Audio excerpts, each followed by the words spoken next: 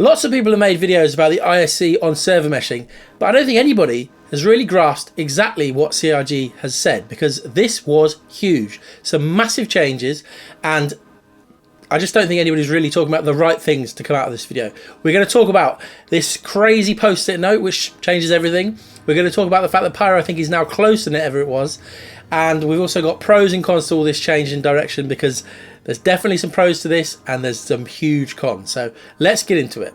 Up until this point in time, we've been told that server meshing and Pyro go hand in hand. There's no way that we can have Pyro without server meshing. But CRG have pulled a massive U-turn. We know what the critical path is, which is that's the most important thing in these technology projects, because they get to be very large. And so sometimes you lose track of what the actual objective is. And our objective is to get a second solar system online as fast as possible. Not just to build server meshing technology, but it's to get the second solar system online.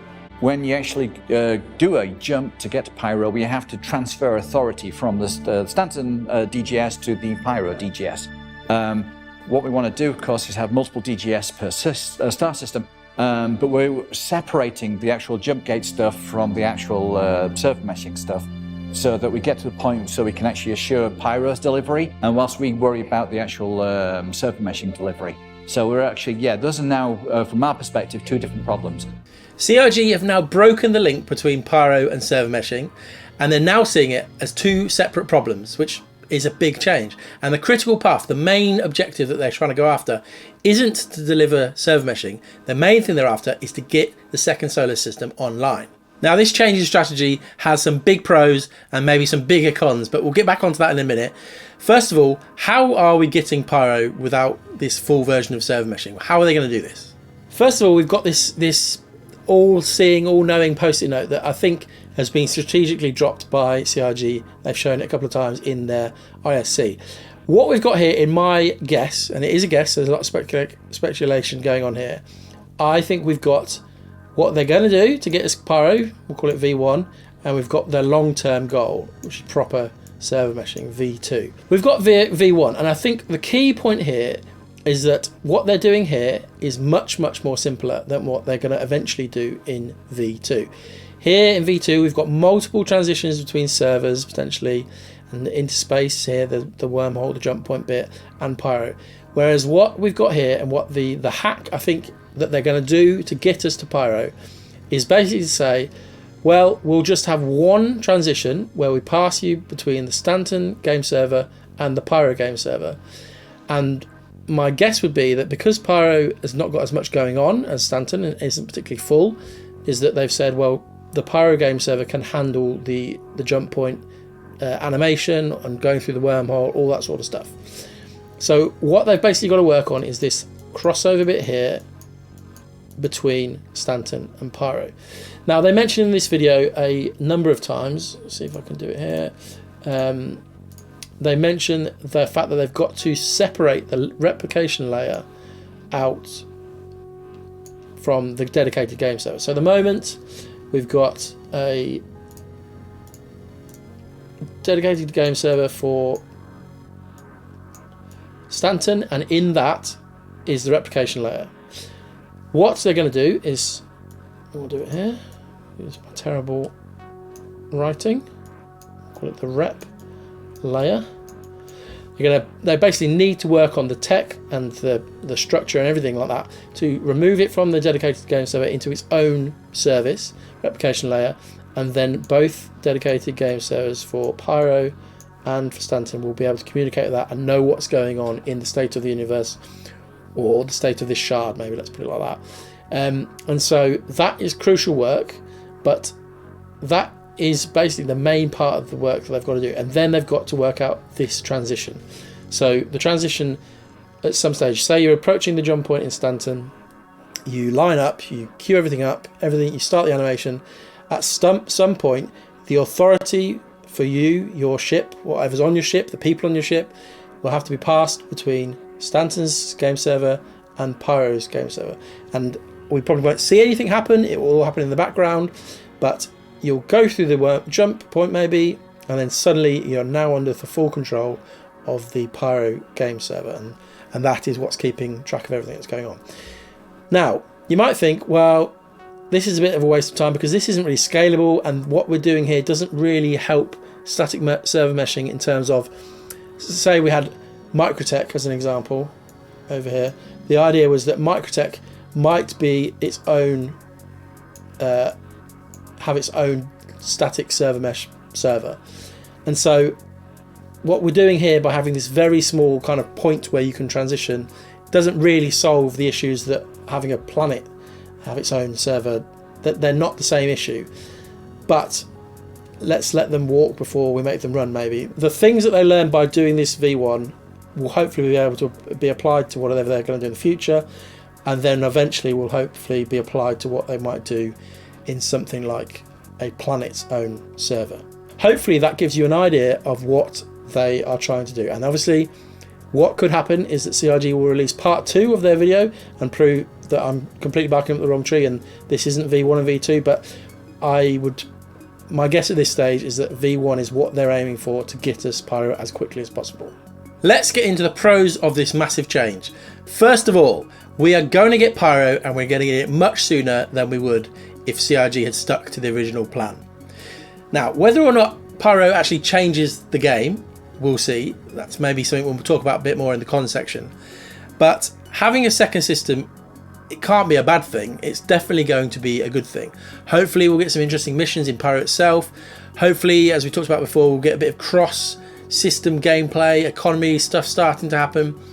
There's a lot of things that CRG can explore through that. So getting Pyro can't be a bad thing in itself, even though it maybe doesn't come quite as we would have hoped for. But I think the bigger pro to all of this is that if they can get this method working, this is repeatable. We can still see more systems added in this manner without having a full server meshing thing working. So in theory, Nix, which we know they've talked about before, they've been working on, and to a certain point is fairly finished. In theory, Nix could be added in exactly the same way, just through a jump point. The Nix server will do all the transition through the wormhole, through the jump point, and voila, you've got another system. So in theory, just doing this without even going further on and doing more work on the static server meshing allows CRG to add content in a way that they've just not been able to add en masse. I think one of the biggest pros of all of this is that by delivering Pyro, it will give the team actually working on static server meshing a bit of breathing room to actually just crack on with that.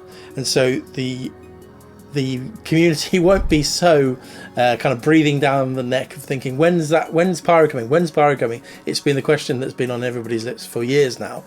But by getting something out in this manner, even if it wasn't quite what we thought they were going to do, it allows CRG a bit of breathing room to just crack on in the background with the work that is going to take, unfortunately, I think, quite a long time. And the cons. Well, this might start to sound a little bit negative. Without server meshing, is adding another load of planets and moons really enough to justify the bump to 4.0 in the naming? In some ways it doesn't matter, because CRG are definitely going to call it 4.0, and maybe it is enough, because a whole new system and the way those systems interact is a significant shift in the game. But I get the feeling that the game just isn't going to feel that much different from what we have now.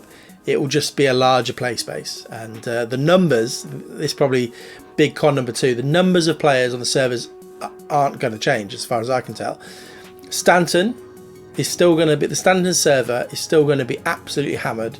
The frame rate for the server, although CRG are working on it now, it won't be great. There's no sense of massive improvement because the server meshing has improved server performance, because there is no server meshing.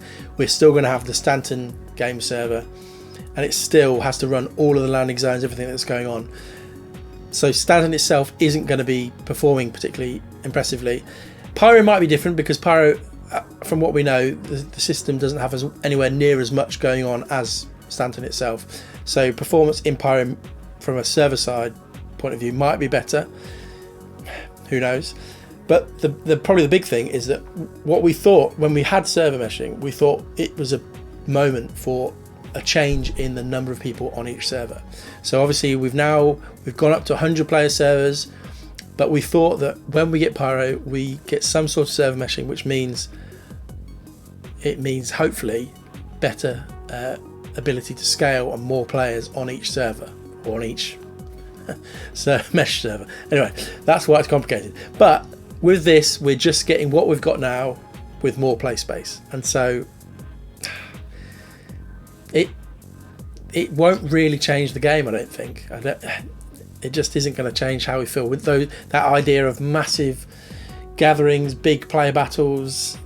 That still isn't within reach because of this change. This change slows that down, if anything, because they're focusing on getting Pyro out first. The change of direction signifies that server meshing itself is still years away. I think proper server meshing, static server meshing at least, let's start with that, let's not talk about dynamic server meshing, is a significant job still for CRG to do. And I think we'll play this clip.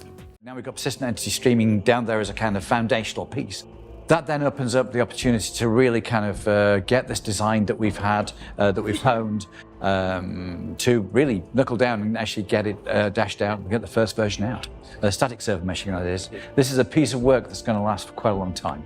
There'll be ongoing stuff for quite a while.